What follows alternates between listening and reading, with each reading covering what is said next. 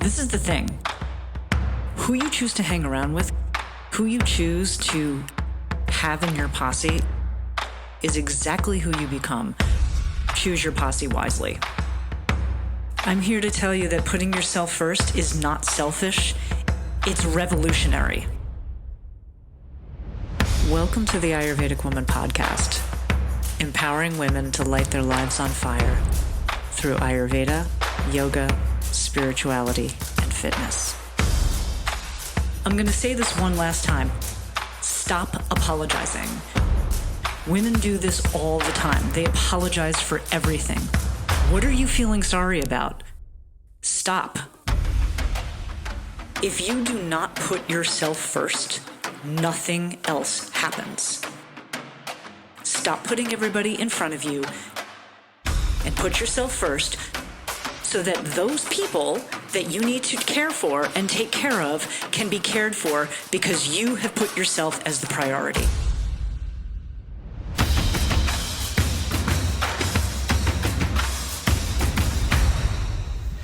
Jai Bhagwan, Woman Warriors, and welcome to the Ayurvedic Woman podcast. I'm your host, Dr. Satyavani, and Prajna Madhavi. We're back, people. We have been away on what I would consider an incredible journey. Yes, amazing. And we're going to talk more about it. Just got back from India and Nepal, and recovered for some jet lag. A little bit.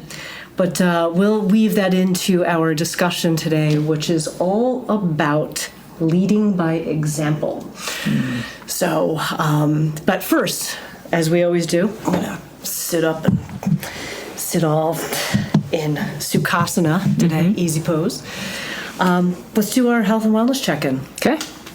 How are you doing? I gotta say, I'm loving this new look here. And you have to talk about the evolution of this. This beats the braid by 100 yards. Thank you. So, who knew? I never knew. It looks amazing. Beats the braid.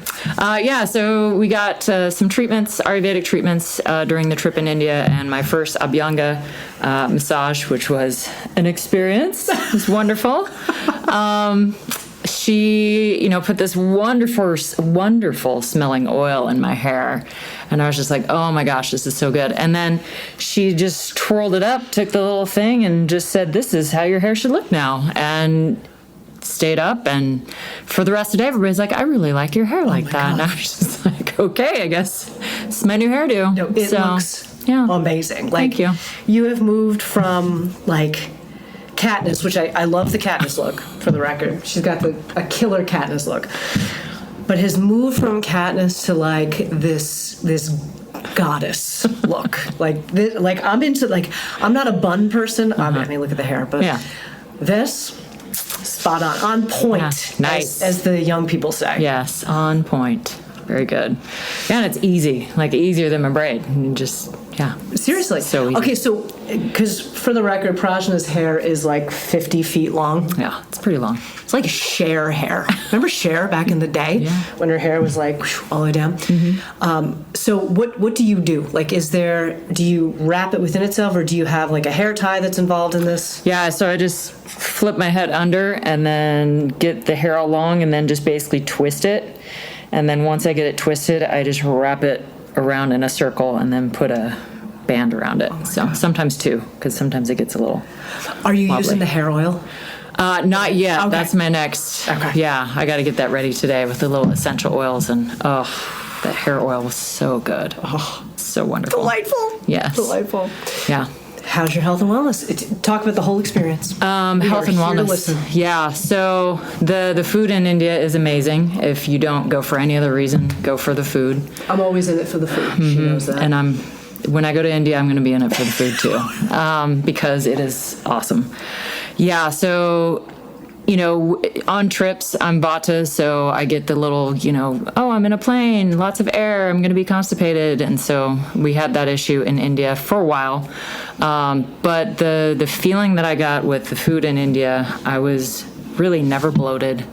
Felt like I, had good nutrition, like I was getting nutrients. And then coming home, I know you commented on this as well, I was kind of afraid to eat. Totally terrified, for the record. I felt like I had a brick in my stomach every time I ate something. As soon as pretty much from London on, I was like, oh my gosh. Yeah. Like today's one of the first days it feels a little more normal, Right. But it was kind of brutal. Yeah. And one of our travel peeps actually put that out in our Telegram group. She was just like, does anybody, thank you Bex for the shout out, Yes. was like, does anybody here feel meh? And I'm like, oh yeah, right here. Yeah, it's terrible. Very much so.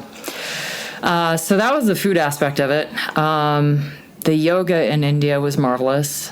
So different than what we get here in the States. What's your impression? Since this was your first experience, I'm super biased, so I want to hear your experience from it. Well, so I just got done taking a hot yoga class, and here in the States, at least with the hot yoga that I do, I'm going to exhaust myself as much as I can. And like right now, I'm exhausted. Like my body is just like, what did you just do?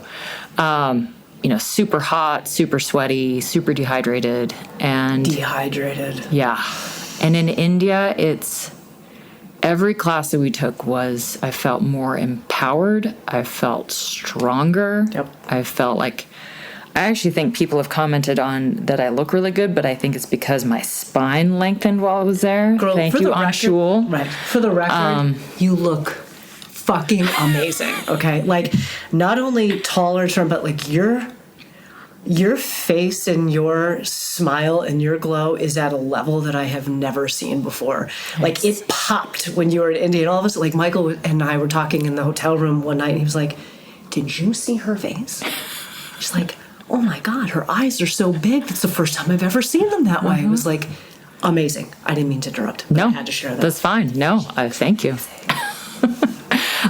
So yeah, I smile more now. It's like India has changed my life, which I knew it would. Changed your life. Yeah. So, but no, the yoga in India, we had great yoga instructors, and we were hoping to get a lot of them on the podcast as well. But they hold postures longer. They force you to really get into a posture and really sit with how uncomfortable you feel. No matter how much you suffer. Yes. It was suffering, but so good. Yes. And then I come back to the States, and I teach yoga, and I'm taking this yoga, and there's no holding. There's like, I'm in this posture, and then I'm in this posture, and then I'm in this posture. And I mentioned today in class, I was like, when we're in the postures, all we want to do is rest. And then we get to Savasana, and all you want to do is move. And I got some giggles. Holy truth bomb that you just dropped. Yeah. See the fucking India wisdom? That's coming right now? Like, you're spot on. Yeah. And I could just feel like a lot of the people in the room are like, oh my God, yeah. Like, because you can just see it in their postures that they just want to take a break. And then in Savasana, all they want to do is wipe the sweat. But no, in India, it's like you hold it, you're there. It's not, they're not mad about it or angry about it. They just, hold it. You can do it. Just hold the posture. And here it is. And you do. Yeah. So it's amazing. So how are you dealing with that conflict right now that you're back here? I'm just curious. It's kind of depressing at first. It is a little depressing. Yeah. But I think I can interweave, kind of what I was doing before is interweave some of that knowledge and some of that mentality to the classes that I teach, and definitely in my own practice. Like today I was like, just hold your downward facing dog, like get into by example. it. Yep, lead by example, and just sit in your postures no matter whether they tell you to get into a different one or not, and breathe. And it's great. I mean, I was doing that already, but India just took it to a whole new level of awareness.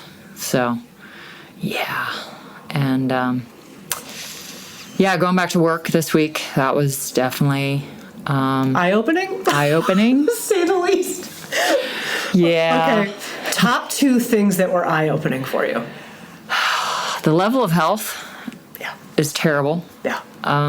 We just have so many teachers, and I wouldn't even, I don't want to put, the fact that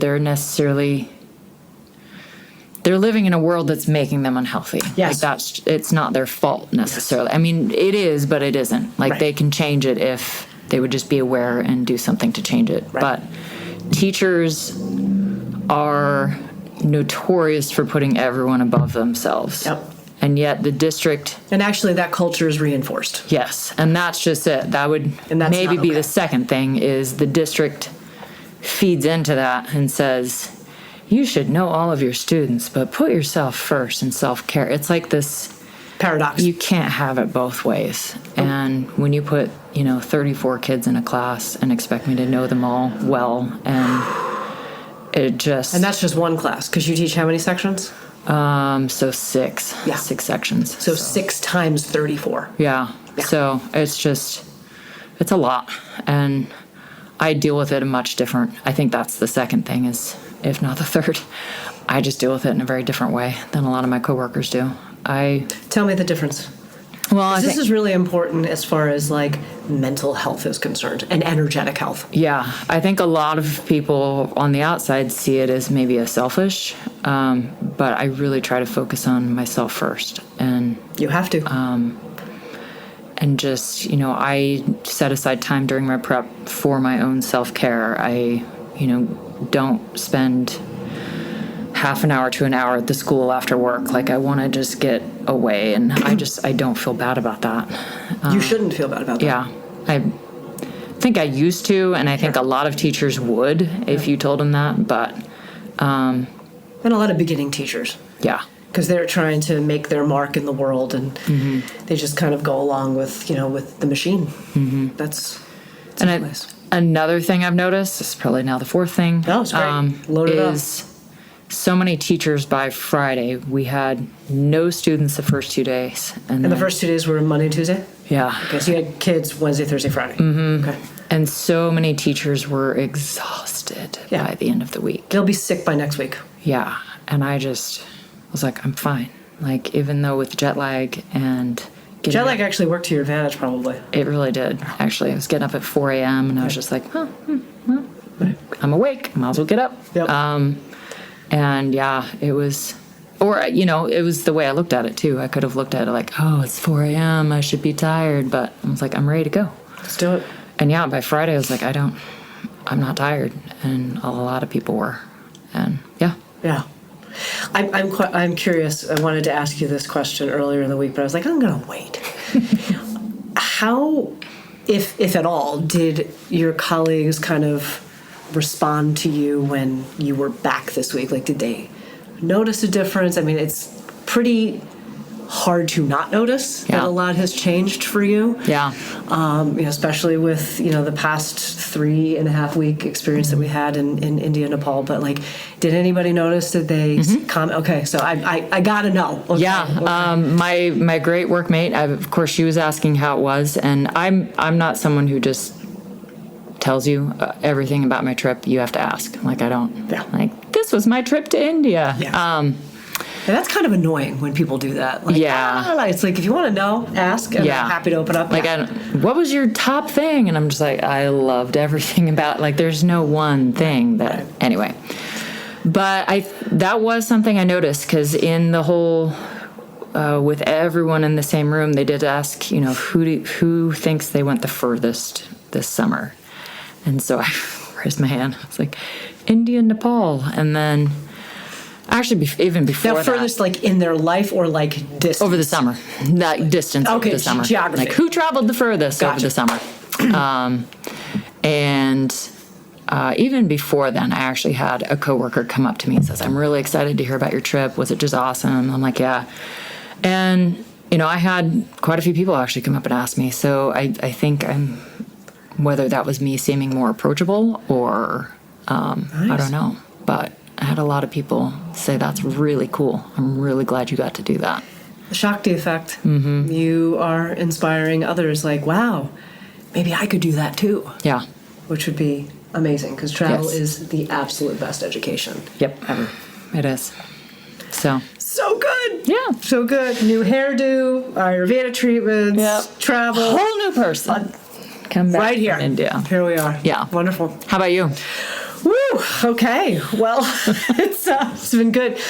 India and Nepal are always amazing. As you know, we've Michael and I have been many, many times. Mm-hmm. We've only been to Nepal twice. This was our second time, but we've been to India many times. And I will say that this time, and I think that you might be in agreement with this, that Nepal was the highlight for me this time around. I mean, India was amazing. We went from our central hub in New Delhi, and that was kind of the place that we launched everything, because we flew everywhere this time. We didn't drive, which was tremendously helpful. Yeah, it was nice. Even though getting in and out of the airport can really kind of suck, it's way better than being on a bus for 14 or 16 hours, believe me. Yeah. And for those who were on repeat with our trip this time, I'm sure they can attest to that. Mm-hmm. But the thing that I noticed immediately this time is exactly what you're talking about, was the food. Mm-hmm. I've always loved the food in India. And in Nepal, and we've always had an amazing experience with it. But this time, 3 years after COVID, game changer. Oh. I never had any digestive distress, and I know a lot of people, when they first travel to a place like India, there's this whole thing called Delhi belly that a lot of people talk about, and it's a real thing, but it's not what people think it is. People are like, oh, I'm going to get sick and da da da. But what I was trying to explain to people who were experiencing, quote, Delhi belly was actually it's your digestion and your Agni realigning. And so, we have in the States, for, regardless of what you may think, we have non-nutritive food. We have a lot of extraneous chemicals and carbohydrates and sugars and all of that kind of stuff in our food with very low nutritive value. And so what happens is that with the development, when you start to ingest nutritive food, all of a sudden your stomach's like, oh my God. And there's like a party going on in there. They're like, this is wonderful, but the party often results in diarrhea. And so a lot of people get hit pretty hard. And also, like, for lack of a better, not lack of a better word, but like, to be totally honest, spice in Americans are not really a thing, no. So spice, and not to say that anybody on the trip was not familiar with spice, because I think most of the people on the trip were, but in the day-to-day cuisine here, like, the level of spice in places like India and Nepal, like, that's what makes their food. There's actually more spice in food than there is food in food, if that makes any sense. Yeah. So you have all of these spices that are doing and causing all of these medicinal reactions to happen in the digestive tract. So usually people will go through this process of, quote, Delhi belly, where they're like, oh my God, I've got diarrhea, and it's nonstop, et cetera, et cetera. It's because, like, your digestive enzymes are being woken up. Mm-hmm. Your Agni is being ignited. Like, people don't realize, like, the level of constipation, low Agni, low immunity that they have until they go to a place like India. Whoops. Yeah. And they have the food and the cuisine there, and the same for Nepal. And then all of a sudden, things start to change, and immediately it's like, oh my God, something's wrong. Like, I have a problem. This is not what happens to me in the States. And it's like, yeah, it doesn't happen to you in the States because you're actually getting nutrition. What then, happened for me, I felt like I literally got an injection of nutrition. Yeah. And I was actually saying to Michael one night, I said, wouldn't it be amazing if we did not have to spend literally hundreds of dollars per month on supplements because we actually got it from our food? Yeah. So I just felt stronger. Mm-hmm. I felt satiated more because, and everybody who's close to me knows, like, I'm Pitta, love to eat. My fire is always like, I have this very voracious appetite. But that voracity just dialed down to a level where it was like, oh my God, I can do all of the things with my physical body that I want to do and more, and I don't have to constantly be eating. So that myth, the thing that was really fascinating for me, that myth of, like, especially in in the States with like metabolism and training and all of that, like, oh, you got to eat every, 2 to 4 hours, et cetera, et cetera. The reason why that's a thing here in the States is because there's no fucking nutritive value in the food. Nutrients are gone. Exactly. You need more. Exactly. So you're constantly eating to keep that metabolism going, whereas with the spice and the medicinal properties that food brings, it's just you don't need that. You don't need supplementation, et cetera, because like I'll be straight up, I can't stand taking supplements. It's just too fucking much. And I've dialed down since I've been home. I'm like, do I really need all of these? Yeah. Oh my gosh. Exactly. There was actually, like, when we first got back, there was like 5 days I didn't take anything. I'm like, not doing this. And then I'm like, wow, this cucumber doesn't really taste the way that it should, except the ones from your garden. Yeah. Well, but we're trying. Right. But it's still that. So health-wise, to bring that full circle, the nutritive value of the food was amazing. I also had incredible opportunity to actually test my body while we were there. So as you know, like did multiple runs in and for the record, I hate running, and that's why I do it. But did running at elevation, in very deep humidity, and like just came back sweating, and it felt fucking amazing because it was like, wow, like, and the humidity on the joints. And the skin. It's like amazing. Like running in Rishikesh, I felt like I could fly. Yeah. I was like, this is amazing. Whereas like here, I'm like, I don't like this at all. It's like super dry. But then we came back, and our little kitty Marrakesh got sick. So been dealing with that for the past couple of days. And then definitely got a head cold just from the climate switch and all of that kind of stuff. But the good news is, in really, in general, I'm in really good health. And so it's over.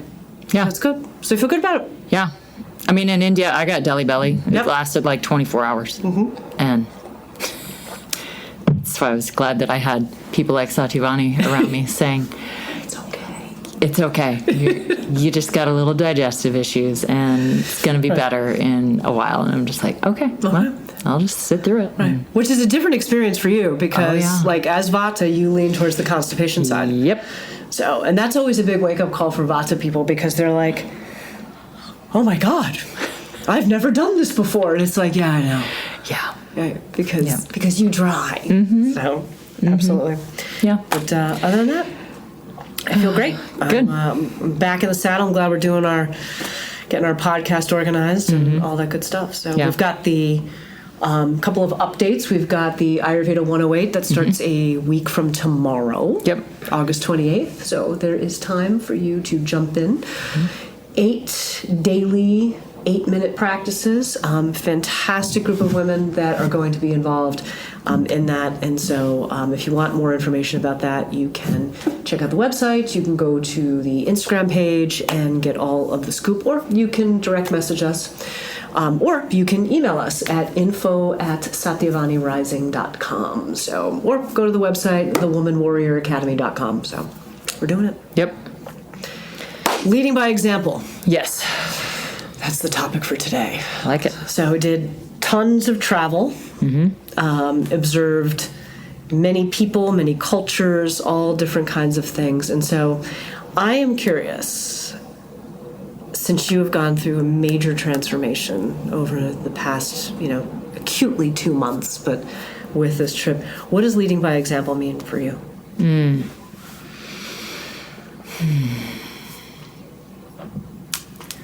Leading by example it's not always going to be the popular thing. It's definitely not going to be what everybody else is doing, usually. It's finding what it is inside of yourself that brings you joy, brings you stillness, brings you happiness, and doing it wholeheartedly, and not caring what other people think. Boom. And and I was thinking about it today, just doing yoga. It's just like I'm just being calm in your practice and doing the postures to the best of your ability, and that's all you can do. Yeah. But it encompasses everything in your life. It's really, there's no days off. There is not. Yeah, there's, I mean, if you take days off, then, yeah, you're just like everybody else, really. Yep. So it's consistent. Yeah. Love it. What about you? So as you know, I was reading this book during the trip. It's called Karma, and it's by Sadhguru. Highly recommend it. And he, excuse me, writes this piece, which really struck me. And I felt like this was something that defined leading by example. Mm-hmm. And it's this subtitle in this chapter that's called The Smell of Bondage. And he says, as we have seen, whatever you do with your body, mind, or energy leaves a certain imprint. These imprints configure themselves into tendencies. These tendencies have been traditionally described in India by a wonderfully apt word called Vasana. Vasana spelled V as in victory, A-S-A-N-A. Literally, Vasana means smell. This, quote, smell is generated by a vast accumulation of impressions caused by your physical, mental, emotional, and energy actions. Depending upon the type of smell you emit, you attract certain kinds of life situations to yourself. Wow. So, we can have a virtual stink. I love it. And so I was thinking about what is the type of smell that I want to put out there? Yeah. Because what kind of smell, what kind of vasana do I want to attract to myself? And it was interesting, you know, all of the people that we met, you know, during our travels. We had these great yoga teachers, a different one at each location, you know, the people who were on the trip, the locals, quote unquote, at the places, even all of the hotel staff and the people who provided services for us, etc. And I was constantly in this like reflection mode, self-reflective mode of what is the vasana, what is the smell that they're emitting, what is mine, and do those two things match or not, and why, you know? And I think to your point that the idea of, you know, you don't get a day off, you know, and leading by example is that, and I don't want to think of it in this, you know, kind of quote punishment kind of way, because a lot of people think karma and leading by example has consequences, etc. But rather like people are watching and they're smelling. Yeah. So what is the image, the person that you want to put forth? And like, to me, it always comes back to the authentic self. Mm-hmm. And the authentic self is not the emotional self, the craving self, the needy self, the asshole self, the dysfunctional self, you know, whatever it is. It's the authentic true self. And like all of the work it is that we do, you know, with women, et cetera, is all about like, who are you and who are you authentically? And I just feel like leading by example is the action or the actions that you and I, everybody, can take to put out their authentic self, which then has a smell, it has a vasana that will either attract or deflect certain energies. I don't know. What are your thoughts? No, that's great. As you were speaking, talking there, I was just thinking that not everybody will understand No. your smell, I guess. because they're not ready or not equipped to be that authentic self yet. Yep.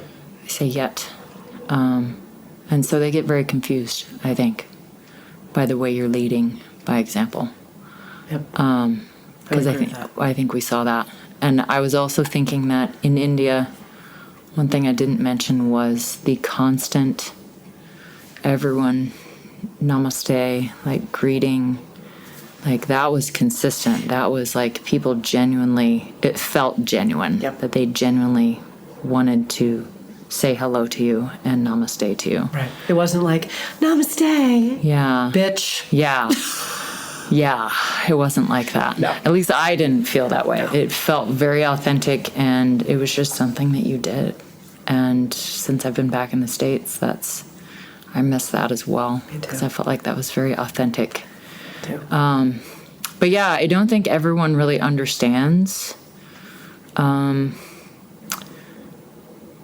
what leading example means, or leading by example means, and then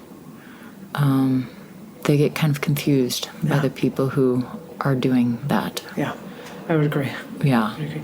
You know, it's interesting as you were saying that and reading this idea of Vasana and the idea of smell. Mm-hmm.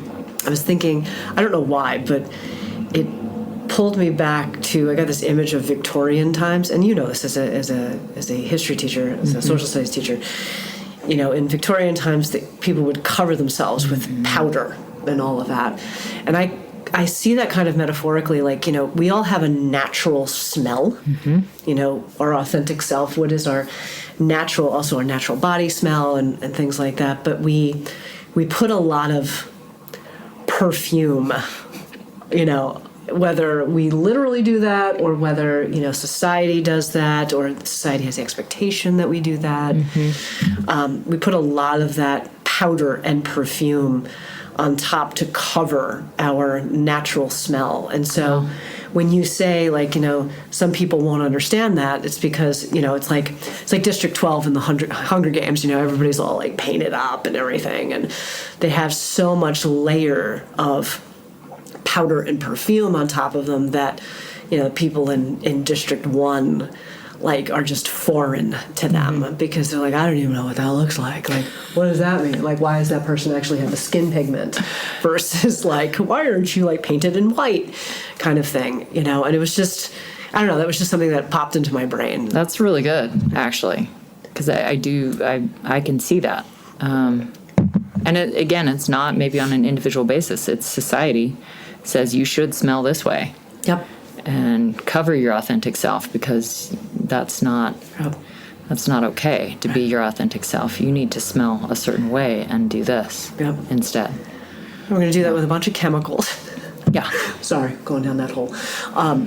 You know, we do that with a bunch of chemicals with all of these like big corporations, et cetera, et cetera. And it's interesting how then like people get confused.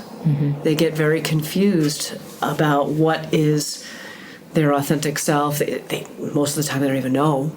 And for the record, that's not a bust. It's not like, oh, you don't know who your authentic self is. No, like, you authentically do not know. And that's like the majority of people, because they've been covering and putting out a different smell, a different image, which is very different from themselves. I had this great conversation this morning with a gal who I'm not going to mention because she's going to be on the podcast hopefully very soon, that I'm very excited about. But I had a conversation with her this morning, and you know, one of the things that she said to me, because I just randomly reached out to her on Instagram, I was like, I think this is kind of like, she's like one of my peeps, so I'm going to reach out. And, you know, she actually said to me the same thing. She's like, oh my God, you're totally authentic. Like, you're totally one of my peeps. And it was just like those smells connected, those vasanas connected. And it was like, those are the people that, you know, I want in my life, that I know you do, because then we start from a place of authenticity. Like, if you've got a lot of powder and perfume on, like, I just can't. And that might sound totally bitchy, and I don't fucking care, because the reality is I don't want it. They don't want it. Like, I don't have any time to deal with your layers of Estee Lauder. Like, I just don't. So, I mean, we want women, we want people who want to find their actual smell. totally. I'm all about that. If you want to do the work, that's a different story. Yeah, but again, it's, to lead by example, it's, you can't take days off. It's, you have to be there. And again, we're not talking about we are always, like, we're still becoming. We are very aware that we are still working on ourselves as well. But again, that we don't get a day off on that. We're always constantly working on ourselves. And we want people to join that Totally. movement because we need more people focusing on their authentic self. Yep. And not what society tells them they should smell like. Absolutely. You don't need to smell a certain way. Just be you. It's like, it's super easy. Yeah. And like, that you is not going to necessarily be my you, but I do believe that the vasanas, the smells, connect at a space of authenticity. Like, you might smell like jasmine, and I might smell like roses. They're not the same flower. They don't have to be the same flower, but they're flowers, and they're both pure and authentic. Yeah. And that authenticity, it's not like, oh, I made this genetically modified flower. Like, those things come together. Yeah. And looking at the yamas and the niyamas, I mean, those are all things to take into account too. That do no harm, that do not steal. Like, those are, it can't just be your authentic self and say, well, I'm authentically an asshole. Right, right. Totally.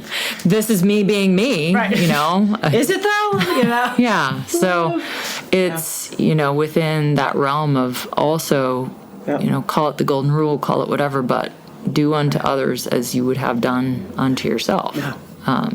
So there's that too. I think one of the things I also discovered, just you bring up the word asshole, as you know, I sent you a list of observations that I have made in the past 4 weeks, and one of the observations, which I actually think is really a critical one, and I give a shout out to Casey Scott, who helped me get here. Thank you, Casey Scott, Gold Star Astrology, Jodish astrologer extraordinaire. Check it out. He's amazing. Totally knows his shit. It's the dude you want to talk to. But what he did say to me was, you got to let people be assholes. And I'm like, oh my God, he's so right. Like, I was all hung up on, like, why are people assholes? It's not the what, like, just let them be an asshole. Yeah. Like, you don't have to be affected by that. And he's right. Yeah. So while leading by example, you just have to focus on you, and you have to allow people to be assholes. What is the smell you want to put out? What is the smell that you want to attract? This whole idea of Vasana. And you gotta let people be assholes. Don't let their stink. Stink you. No stink bombs. Cannot have any stink bombs in our life. Like, nope, not doing that. Now, what that does is that does have implications. That has implications on... I know for me, like, my circle has gotten smaller. Yeah. And I think it's great. I love the fact that my circle's gotten smaller because, first of all, it's just, like, less to manage. Like, when you got a lot of people in your life, you're just like, oh, God, this is fucking exhausting. It's like walking through the duty-free shop at the international airport. Girl, trying to buy cookies. Yep. You're getting all these smells from all different directions. You're like, I don't even know which one is the one I want. It's terrible. Yeah. Do not shop duty free. Yeah. Who the hell buys booze and perfume? Like, I don't. When did that become a thing? I don't know. But it's true. Tells you something about our society. Oh, yeah. For sure. And also, like, the lights and the whole thing. It's like, oh my God. Yeah. Too much fucking noise. Yeah. Too much fucking noise. And there we have it. And it's, a level of detachment, for sure. Yep. Level of detachment. Yep. You gotta let it be. Not me, not mine. Yep. The problem is the engagement. When you put your energy into it, you don't know the type of tidal wave of stink that's gonna come your way. And part of leading by example is, like, at least it is for me, it's a no bullshit policy. Like, nope, not doing that. Like, can keep that over there. You can work it out. If you need somebody to bounce that off of, I'm happy to listen, but don't try to bring it in my direction. Like, not doing that. Yeah. All right. Cool. Yes. Leading by example, people, very, very challenging. There's no two ways about it. And you have to have a level of self-awareness that goes along with it, and a willingness for that. It is time. Any further thoughts? My mind just goes into the classroom because I'm teaching psychology, Psych 1 this year. And I think it's going to be fascinating seeing some of the shit that I'm going to say to the kids, to be honest. Because we were talking about like behaviorism and, positive reinforcement and negative reinforcement, when you do something over and over and over again.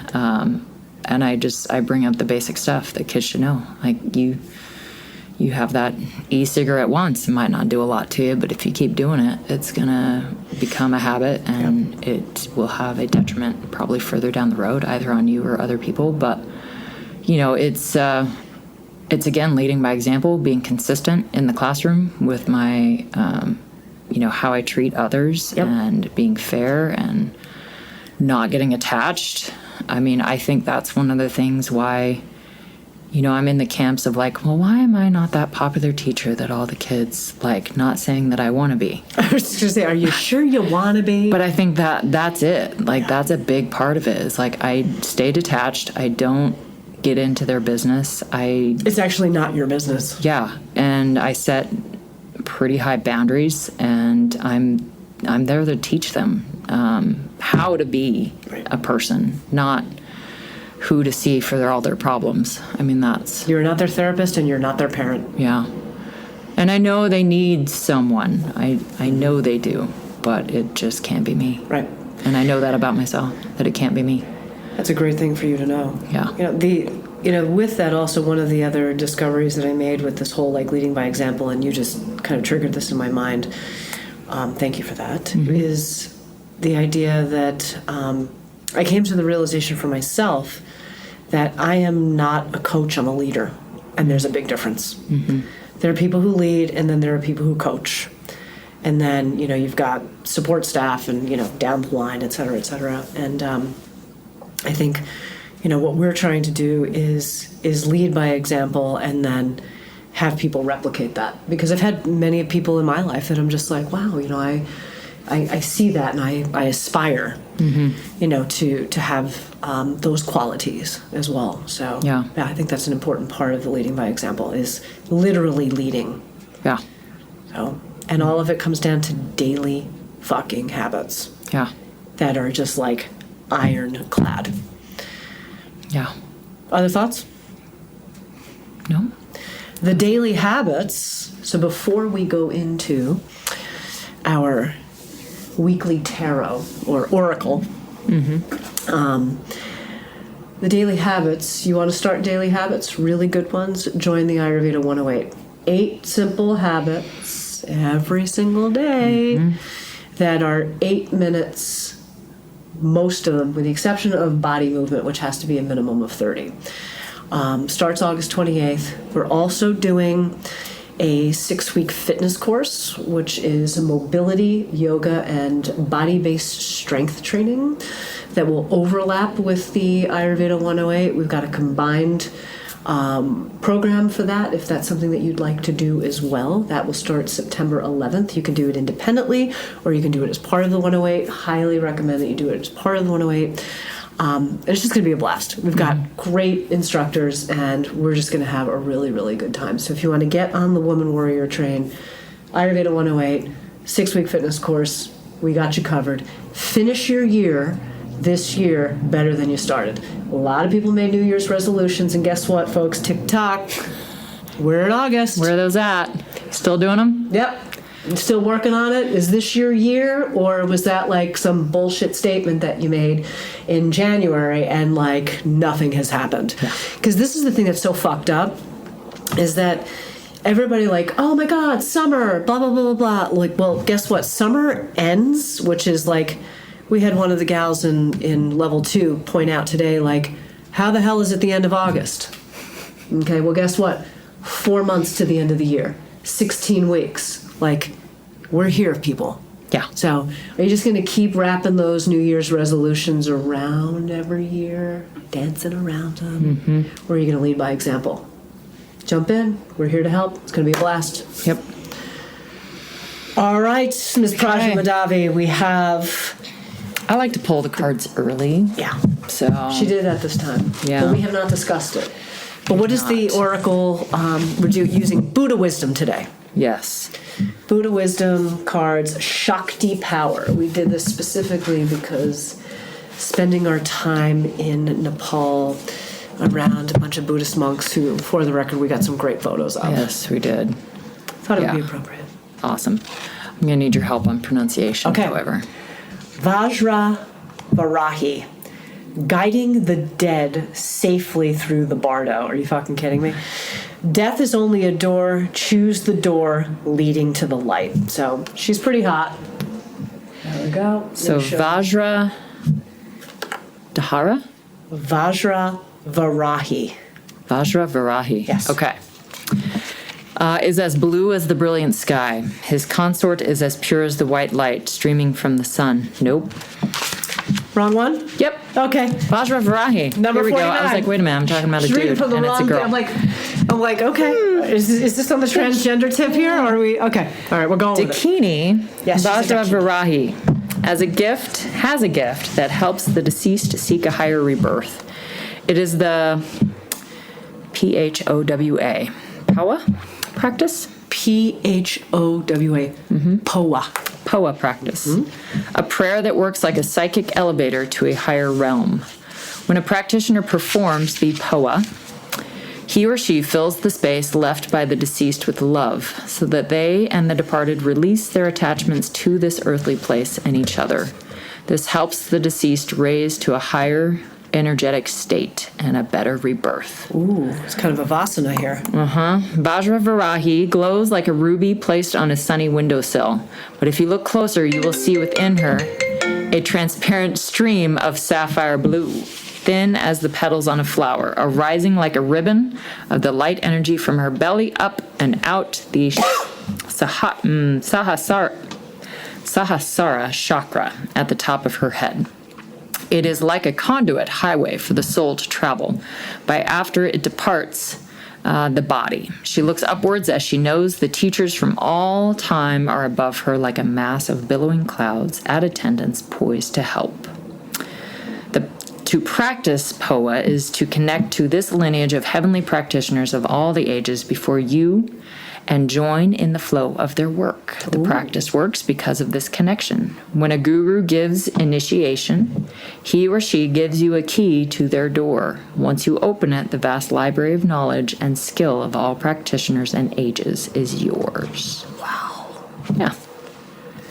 So she is helping. The bardo is this space that people kind of, I wouldn't say necessarily wander, but they're just kind of oscillating. You know, kind of a space of liminality. You know, they're not on one side or the other. It's a waiting room. You're right, a waiting room, or in Judeo-Christian ethic, they'd probably call it like purgatory. Yeah.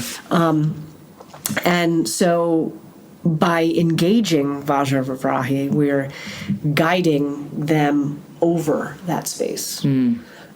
Excuse me, which I think is extremely appropriate. This is why you have to join the 108. Help guide you over that process. And it doesn't mean that you are not capable. It just means that every once in a while we need support. Yeah. Love it. Yep. Any further comments, my friend, before we wrap up? Just would love to go back to India sometime soon. Yep. We're going. We're Yep. headed back. Yeah. We're headed back.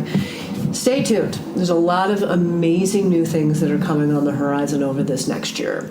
We've got a few things up our sleeve that I think are going to be pretty amazing. The other thing is that get the book, From Pain to Power. Got a book tour going that is starting at the beginning of September. And will span California and Idaho, as well as potentially Utah. So check out the website, thewomanwarrioracademy.com. Join the 108. Join the 6-week fitness program. Keep listening to our podcast. follow Prajna Madhavi on Instagram.